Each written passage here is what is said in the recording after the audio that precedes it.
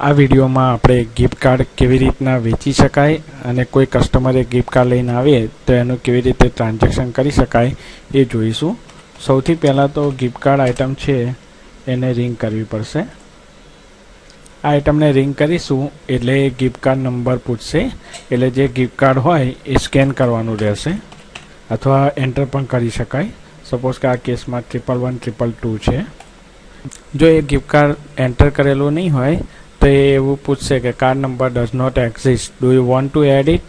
Yes ઉપર click કરવાની અને કેટલી અમાઉન્ટનું છે, સપોઝ કે $50નું હોય તો અહીંયા $50 ચાર્જ કરીને ઓકે, એટલે ગિફ્ટ કાર્ડમાં $50 આવી જશે।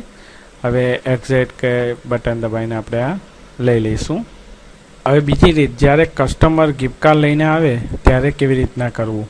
સપોઝ કે $4.70 એનું ચાર્જ થાય છે અને કસ્ટમર ગિફ્ટ કાર્ડ લઈને આવ્યો છે। હવે કેશ સિવાયનું ટ્રાન્ઝેક્શન છે એટલે આપણે ચેકઆઉટ બટન પ્રેસ કરીશું અને અહીંયા ગિફ્ટ કાર્ડ બટન છે, ગિફ્ટ કાર્ડ બટન પ્રેસ કરીશું। ડિફોલ્ટ ટોટલ અમાઉન્ટ આવી જશે।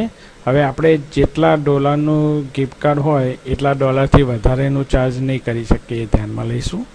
ઓકે બટન ક્લિક કરીએ એટલે અહીંયા ગિફ્ટ કાર્ડ નંબર પૂછશે, એ ગિફ્ટ કાર્ડ આપણે સ્કેન કરીશું। સપોઝ કે 11122 છે, એ જો નંબર ઇનવેલિડ હશે તો મેસેજ આપશે આપણને અને સાચો નંબર હશે તો લઈ લેશે। ઓકે।